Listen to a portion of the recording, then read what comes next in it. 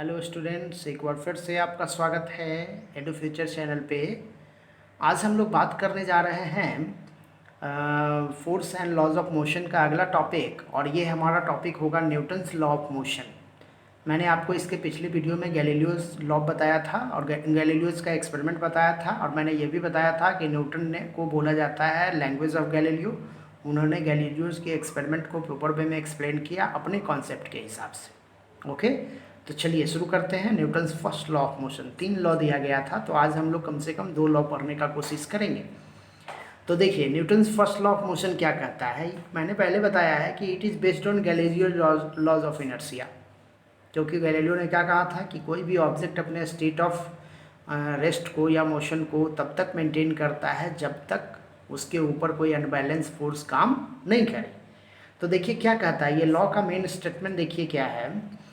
A body at rest will remains at rest, and in motion will remains in uniform motion unless acted upon it an unbalanced force। एक object अगर rest में है तो rest में ही रहना चाहता है, एक ऑब्जेक्ट अगर मोशन में है तो मोशन में ही रहना चाहता है, तब तक रहना चाहता है जब तक उसके ऊपर कोई अनबैलेंस फोर्स काम नहीं करे। यही है न्यूटन्स के फर्स्ट लॉ ऑफ मोशन। और एक और मैं बात बता देना चाहूँगा कि ये लॉ जो है ना, वो फोर्स का डेफिनेशन प्रोवाइड करता है। अब देखिए, यहीं से सबसे पहले हम लोग को कॉन्सेप्ट पढ़ना है इनर्शिया का। इम्पॉर्टेंट कॉन्सेप्ट है। इनर्शिया क्या कहता है? The inability of a body to change its own state of rest, uniform motion, direction is known as inertia. किसी भी ऑब्जेक्ट में ये एबिलिटी होती है कि वो अपने स्टेट ऑफ रेस्ट को और स्टेट ऑफ मोशन को, स्टेट ऑफ डायरेक्शन को मेंटेन करता है। उसके इस प्रॉपर्टी को हम लोग क्या बोलेंगे? इनर्शिया। और आपको पता है, एक ऑब्जेक्ट मान लो 50 न्यूटन भारी है, मतलब 50 केजी का ऑब्जेक्ट है, और एक ऑब्जेक्ट मान लो 5 न्यूटन का है, सॉरी 5 केजी का है, तो आप इस 50 केजी वाले ऑब्जेक्ट को का इनर्शिया क्या होगा? ज़्यादा होगा, और 5 केजी वाले ऑब्जेक्ट का इनर्शिया कम होगा। क्यों भाई? क्योंकि 5 केजी वाले ऑब्जेक्ट को आप फोर्स लगा करके आसानी से उसको डिस्प्लेस कर सकते हो। क्यों? क्योंकि उसकी इनर्शिया कम है, उसकी इनएबिलिटी ऑफ रेस्ट जो है ना, वो कंपैरेटिवली कम है। जबकि 50 केजी वाले जो ऑब्जेक्ट है उसका मास ज़्यादा है, तो इनएबिलिटी ऑफ रेस्ट जो है उसका क्या है? ज़्यादा है। ओके, तो आप आसानी से ये काम कर सकते हैं। ठीक है, आगे बढ़े हम लोग अब। तो इनर्शिया आप समझ गए कि किसी ऑब्जेक्ट में वो एनेबिलिटी जिसकी वजह से वो अपने स्टेट ऑफ रेस्ट को, अब स्टेट ऑफ मोशन को और स्टेट ऑफ डायरेक्शन को मेंटेन करे, इसी को हम लोग कहते हैं इनर्शिया। आगे बढ़ रहे हैं हम लोग देखते हैं टाइप्स ऑफ इनर्शिया। देखिए, टाइप्स ऑफ इनर्शिया क्या होता है। एक होता है inertia of rest, inertia of motion, inertia of direction. तो हम लोग सबसे पहले बात कर रहे हैं इनर्शिया ऑफ रेस्ट का। क्या है भाई? A body has ability to maintain state of rest will till an external unbalance force is act on it. एक ऑब्जेक्ट अपने स्टेट ऑफ रेस्ट को मेंटेन करता है या करने की चाहत रखता है जब तक कि उसके ऊपर कोई अनबैलेंस फोर्स काम नहीं करे। जैसे देखो, heavier body has higher inertia and lighter body has lower inertia, है ना। और क्या, ये मास ऑफ बॉडी पे डिपेंड करता है। ये इंपॉर्टेंट बात है इसमें कि इनर्शिया किस फिजिकल फैक्टर पे डिपेंड करता है? तो मास पे। मास ही वो फिजिकल फैक्टर है जिसके ऊपर इनर्शिया डिपेंड करेगा। अगर आपसे कोई कहे कि एक ट्रक को मूव करवाओ, तो ट्रक को आप आसानी से मूव नहीं कर सकते हो, आप उसको पुश नहीं कर सकते हो, लेकिन एक साइकिल को बहुत आसानी से मूव कर सकते हो। ऐसा क्यों? क्योंकि ट्रक का मास ज़्यादा है, इनर्शिया ज़्यादा है, उसका स्टेट ऑफ रेस्ट बहुत हाई है। साइकिल का मास कम है, उसका स्टेट ऑफ रेस्ट का मतलब इनर्शिया का मास क्या होगा? कम होगा, इनर्शिया का वैल्यू कम होगा। ओके, अब देखिए यहाँ पे मैंने कुछ एग्जांपल दिया है। अगर एक बस सडनली स्टार्ट होता है तो सबसे पहले बस और पैसेंजर दोनों क्या है? स्टेट ऑफ रेस्ट में है। लेकिन बस जब मूव करेगा तो पैसेंजर का जो लोअर पोर्शन है, जैसे मान लो ये बस है, बस का सरफेस है, और ये मान लीजिए पैसेंजर है। ओके, तो जब बस इधर मूव करता है तो पैसेंजर का जो लोअर बॉडी है ना, वो भी उसके साथ मूव करता है, लेकिन ये हिस्सा स्टेट ऑफ रेस्ट को मेंटेन करता है, जिसकी वजह से पैसेंजर क्या हो जाएगा? पीछे की तरफ मूव कर जाएगा। तो वही है, अब bus suddenly start with tends fall backward, है ना। उसी तरह से देखिए, मैंने एक और एग्जांपल दिया है। जैसे ये ग्लास है, ग्लास के ऊपर एक पोस्ट कार्ड रख दीजिए, उसके ऊपर आप रख दीजिए एक टम्बलर या फिर कॉइन, और पोस्ट कार्ड को जब आप पुश करोगे तो देखोगे कॉइन उसके अंदर चला जाएगा। इसका मतलब ऐसा क्यों हुआ? क्योंकि पोस्ट कार्ड में जब आपने मोशन प्रोवाइड किया तो ये जो टम्बलर है या जो फिर ये जो कॉइन है इसने इनर्शिया ऑफ रेस्ट को मेंटेन किया और वो कॉइन वो जो है ग्लास के अंदर इंटर कर जाएगा। ओके, उसी तरह से स्ट्राइकिंग ऑफ पाइल्स, जैसे मान लो कैरम बोर्ड का ये पाइल्स होता है इस तरह से रखा हुआ रहता है और जब स्ट्राइकर से आप इसको हीट करते हो तो देखते हो कि ये स्ट्राइकर से पाइल्स हट गया और ये बाकी का बाकी एज इट इज़ अपने पोजीशन पे रखा रह गया। ये भी वही चीज़ को रिप्रेजेंट कर रहा है कि ऊपर वाला हिस्सा क्या हुआ, स्टेट ऑफ रेस्ट को मेंटेन किया और नीचे वाला हिस्सा जो था वो मोशन में आ गया फोर्स की वजह से। तो यही है आपका ये inertia. Okay, next, Newton's first law of motion provide definition of force. ये तो मैंने पहले भी बताया आपको। ये फर्स्ट लॉ ऑफ मोशन जो होता है वो फोर्स का डेफिनेशन प्रोवाइड करता है। आगे बढ़ रहे हैं हम लोग। अब हम लोग बात कर रहे हैं इनर्शिया ऑफ मोशन का। तो जैसे इनर्शिया ऑफ रेस्ट था वैसे इनर्शिया ऑफ मोशन है। तो इसमें हम लोग क्या देख रहे हैं कि एक ऑब्जेक्ट की टेंडेंसी होती है कि वो अपने मोशन में है, अगर वो यूनिफॉर्म मोशन में है तो यूनिफॉर्म मोशन में ही रहना चाहता है। वही है the tendency of a body to perform motion until an external force act over it. इसी को हम लोग बोलते हैं इनर्शिया ऑफ मोशन। एग्जाम्पल देखिए क्या दिया हुआ है, we should not jump from running train और बस। अगर आप रनिंग ट्रेन और बस से चलते हो, मतलब कूदते हो, तो क्या होगा, आपको हर्ट हो सकता है। क्यों भाई? क्योंकि एक रनिंग ट्रेन के साथ आप भी क्या है, मोशन में है। तो आप अगर इनर्शिया, अगर आप रेस्ट में आना चाहते हो तो इससे क्या प्रॉब्लम होगा कि आपका बॉडी ऑटोमेटिकली मोशन में चला जाएगा। जैसे मान लो ये एक बस है और इस बस में से अगर आप जंप करते हो तो बस अगर मोशन में है तो आप भी क्या हो जाएगा, मोशन में आ जाओगे और इसकी वजह से आपको चोट लग सकती है। ओके, यही होता है इसमें, है ना। तो इसीलिए बोला जाता है कि चलते हुए बस से आप मूव नहीं कर सकते। या फिर आप देखते होंगे एक बस ऑलरेडी चल रही है, एक बस जो है वो ऑलरेडी क्या है, मोशन में है। जैसे मान लो एक बस जो है वो मोशन में है और इस पर कोई पर्सन है, भाई ये कोई पर्सन है और बस जो है वो अचानक स्टॉप कर गई, तो क्या होगा, ये पर्सन जो होगा वो आगे की तरफ मूव कर जाएगा। ऐसा क्यों? क्योंकि बस और ये बॉडी दोनों मोशन में है। जब बस स्टॉप करेगा तो आपका जो निचला हिस्सा है वो स्टॉप के फेज में आएगा, लेकिन आपका ऊपर वाला हिस्सा ऑलरेडी इनर्शिया ऑफ मोशन को क्या करेगा, मेंटेन करेगा और आप आगे की तरफ फॉरवर्डली फॉल कर जाइएगा। ओके, तो ये एग्जांपल था किसका, इनर्शिया ऑफ मोशन का। अब हम लोग बात कर रहे हैं इनर्शिया ऑफ डायरेक्शन का। आसान है, देखिए पहले मैं समझा दूं। जैसे मान लो ये एक साइकिल का पहिया है। ओके, अब इस साइकिल का पहिया जो है, अगर मान लो वाटर वाले मीडियम में, मान लो ये एक्वेटिक मीडियम है, इसमें अगर आप इसको मूव करवाते हो तो आप देखोगे वाटर जो होगा ना वो इस तरह से ऐसे मूव करेगा, इस तरह से ऐसे मूव करेगा वाटर। ऐसा कुछ होता है ना। ऐसा क्यों है?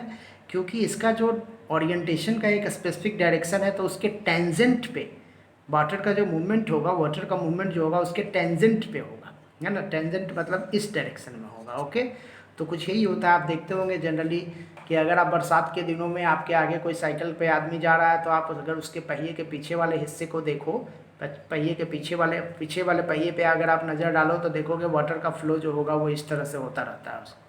क्यों? Due to inertia of direction.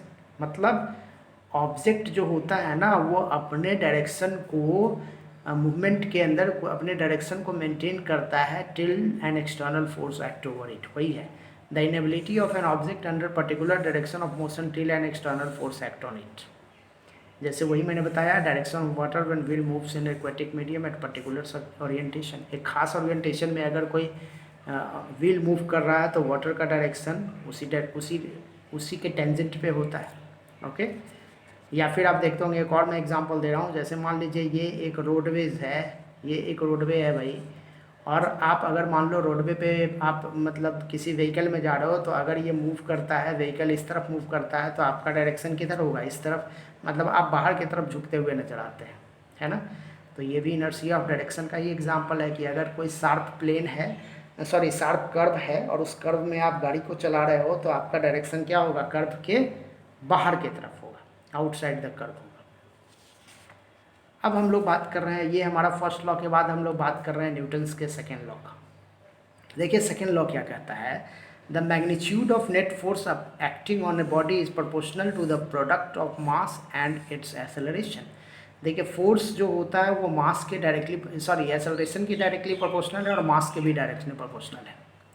तो अगर हम फर्स्ट और सेकंड इक्वेशन से आते हैं तो F प्रोपोर्शनल टू क्या हो जाएगा, M और A, या फिर F हम प्रोपोर्शनल को इक्विवेलेंट करेंगे तो कांस्टेंट लगाएंगे F इजिकल टू M है, जहाँ पे K क्या है हमारा, K क्या है, कांस्टेंट है, और K का वैल्यू अगर मैं 1 मान लूँ तो F इजिकल टू क्या हो जाएगा, M है। यही हमारा क्या है, फॉर्मूला है। तो आप देख रहे थे कि फर्स्ट इक्वेशन, फर्स्ट लॉ जो हमारा था, न्यूटन्स का फर्स्ट लॉ जो था वो क्या कर रहा था, फोर्स का डेफिनेशन प्रोवाइड कर रहा था। वहीं पे सेकेंड लॉ क्या करता है, ये फोर्स का वैल्यू प्रोवाइड करता है, ये वैल्यू ऑफ फोर्स देता है। ओके, ये याद रखना है। क्या था ये लॉ, फर्स्ट लॉ क्या था कि the force acting on a body, वही है, the magnitude of force acting on a body is proportional to product of mass and acceleration. वही product of mass and acceleration के डायरेक्टली प्रोपोर्शनल होता है। यहाँ पे के कांस्टेंट है, के का वैल्यू मैंने 1 मान लिया है, तो F इजिकल टू M है। अब देखो सेकेंड लॉ को हम लोग मोमेंटम के थ्रू भी समझ सकते हैं। तो हम लोग पहले समझते हैं मोमेंटम, लीनियर मोमेंटम हम लोग समझते हैं, क्योंकि एंगुलर मोमेंटम जब एक ऑब्जेक्ट सर्कुलर पाथ में मूव करता है, ये लीनियर मोमेंटम है, चूँकि ऑब्जेक्ट जो है वो लीनियर पाथ पे मूव कर रहा है। तो वही आसान है ये, देखिए product of mass and the body velocity, mass of the body और वेलोसिटी के प्रोडक्ट को हम लोग बोलते हैं लीनियर मोमेंटम। मतलब P इजिकल टू सीधे हम बोलेंगे mv, और ऐसा यूनिट देखेंगे तो m का ऐसा यूनिट क्या होता है, kg, और वेलोसिटी का ऐसा यूनिट क्या हो जाएगा, मीटर पर सेकेंड।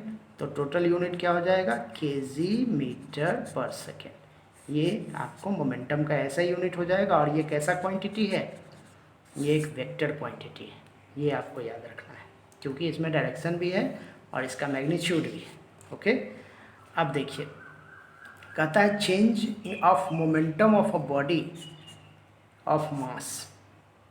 देखो मोमेंटम तो हम लोग समझ गए, अब हम लोग बात कर रहे हैं कि मोमेंटम का चेंजेस जो है उसके बारे में बात कर रहे हैं। देखो मोमेंटम का चेंजेस मतलब इनिशियल मोमेंटम और फाइनल मोमेंटम। इनिशियल मोमेंटम मतलब mass into initial velocity, final momentum मतलब mass into final velocity m into भी, और आफ्टर टाइम t, क्योंकि मोमेंटम चेंज करने में कुछ ना कुछ तो समय लगेगा ना। आपको याद क्या रखना है, मोमेंटम एक फैक्टर हो गया मास पे डिपेंड करता है, दूसरा फैक्टर वेलोसिटी पे। तो अगर आपको इनिशियल मोमेंटम निकालना है तो मास इंटू इनिशियल वेलोसिटी हो जाएगा, मतलब m इंटू यू। और अगर फाइनल वेलोसिटी आपको सॉरी फाइनल मोमेंटम निकालना है तो मास इंटू फाइनल वेलोसिटी हो जाएगा, वही है m इंटू भी। अब देखो चेंज इन मोमेंटम क्या हो जाएगा, final momentum minus initial momentum, del P equal to M V minus M U. अगर इसी को हम लोग rate of change of momentum के टर्म में बात करें तो क्या हो जाएगा, change of momentum by change of time. देखिए change of momentum by change of time मतलब P F minus P F P I by T del T, और पी एफ माइनस पी आई को हम लोग क्या कर सकते हैं, M V minus M U by del T. तो एम क्या ले लेंगे हम लोग, कॉमन ले लेंगे, और V minus U by T, और V minus U by T बराबर क्या होता है, ए। तो एफ इजिकल टू एम है। तो देखिए तो हम लोग मोमेंटम के थ्रू भी क्या कर सकते हैं, F equal to M A निकाल सकते हैं, मतलब फोर्स का वैल्यू निकाल सकते हो। तो ये भी क्या है, कहीं ना कहीं फोर्स का डेफिनेशन फोर्स का वैल्यू प्रोवाइड कर रहा है। तो हम लोग मोमेंटम के टर्म में भी न्यूटन्स के सेकेंड लॉ को डिफाइन कर सकते हैं। ओके, देखते हैं, देखिए Newton second law of motion in the term of momentum क्या कहता है, the rate of change of momentum of an object is proportional to net force applied on the object and direction of momentum is also as same as force. मतलब momentum क्या है, force क्या है, तो F equal to change of momentum मतलब del P by del T. Change of momentum per unit time को हम लोग फोर्स कर सकते हैं। कैसे कर सकते हैं, एक बार फिर से बता दूं, देखिए change of momentum M V minus M U हो गया by T del P by T, तो M V minus M U by T, और m हमने कॉमन ले लिया, v minus U by T, v minus U by T equal to A, तो f is equal to क्या है, m है। देखिए है ना, वही चीज़ देखिए यहाँ बताया गया है, क्या हो जाएगा,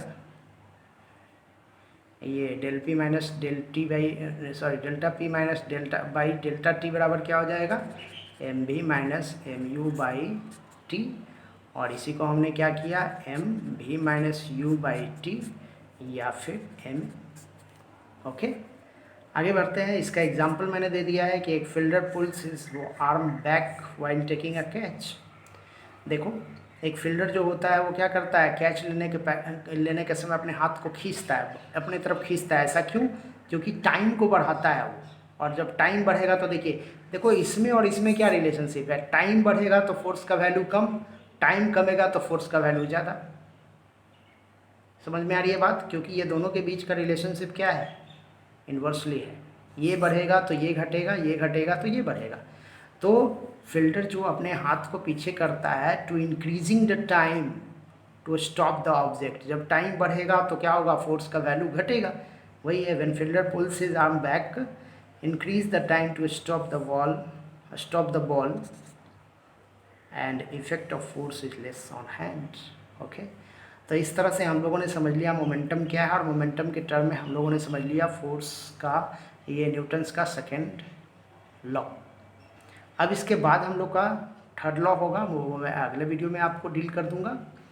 तो मुझे विश्वास है कि ये सारा टॉपिक आपको बहुत अच्छे ढंग से समझ में आ गया होगा, और आपको ये वीडियो समझ में आ रहा है तो आप ज़रूर से ज़रूर अपने दोस्तों के साथ इसको शेयर कीजिए, सब्सक्राइब कीजिए। अगर आपने अभी तक सब्सक्राइब नहीं किया है चैनल को तो चैनल को सब्सक्राइब कीजिए।